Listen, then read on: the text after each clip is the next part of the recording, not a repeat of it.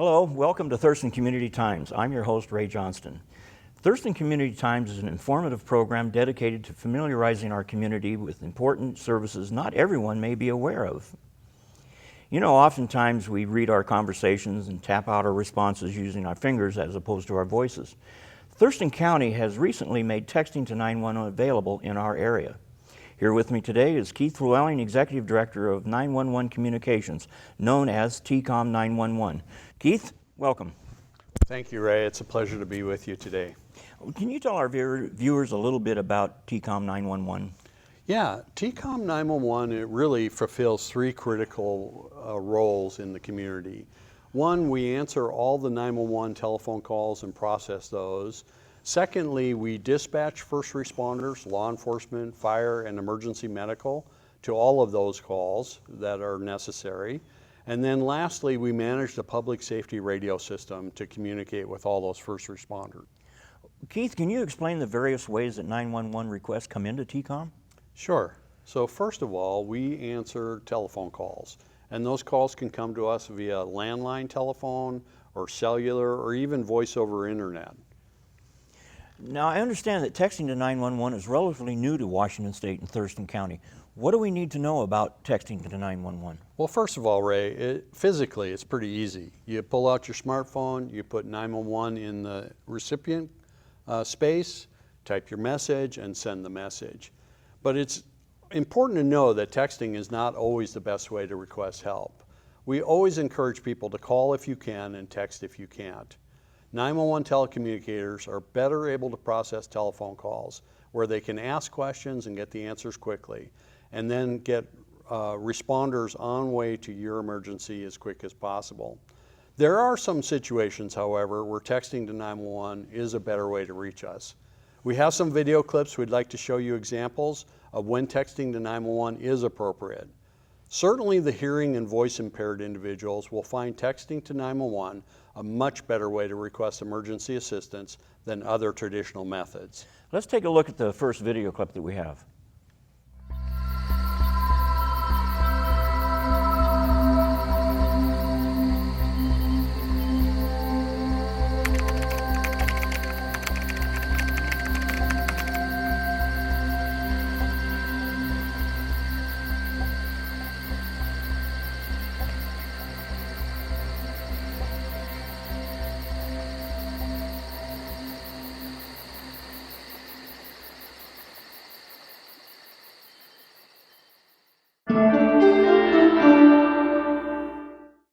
Yes, I think we can see the value of texting to 911 for the hearing and voice impaired. What other situations may be appropriate for texting? So it may be appropriate to text if you have a medical emergency where you're not able to speak, for example. Now the next two situations we're going to look at on videos are about personal safety, so let's take a look at those. I was in an abusive relationship. I decided to get help, but I was afraid he would hear me calling the police. So I sent a text to 911 instead. I included my address and the reason I needed help in the text. A return text let me know the police were coming. Even when you can't speak, there's a way to get help. Text to 911 saved my life.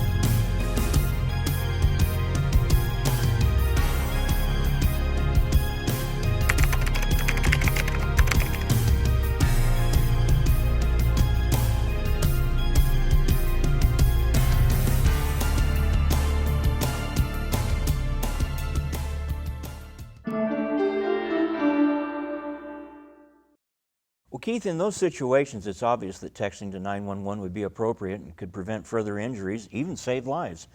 Is there more we should know about texting to 911? Sure, there are a few do's and a few don'ts that we should know about 911. First of all, do tell us the nature and the location of your emergency. Unlike telephone calls, we don't have the location of your call immediately. So when you text us, tell us the nature of the emergency and your location. That's very important on the first text. Secondly, do respond to a text from 911 even if you accidentally texted 911. It is important for us to know if you're having an emergency or not. So if you text us accidentally, we are going to try and determine if there's an emergency at your location. So do respond when we text you back. And last, do keep your messages short and to the point. And of course, you will need a data plan on your smartphone in order to text to 911. Any don'ts? There are a few don'ts. Don't send us photos or videos or other attachments at this time. We're simply not able to process them. Don't use abbreviations or emojis or slang. We may not understand what you mean, so keep your messages to simple English. And don't message multiple parties. We're not able to process those either. And most importantly, don't text and drive. Texting and driving is simply not safe. Well, thank you, Keith. We've learned a lot about the 911 system. We will remember to call 911 if we're able and only text when appropriate. Call if you can, text if you can't. This has been Thurston Community Times, and we've been talking with Keith Flewelling, Executive Director of TCOMM 911. I'm your host, Ray Johnston, and thank you for being with us. And join us again for another edition of Thurston Community Times.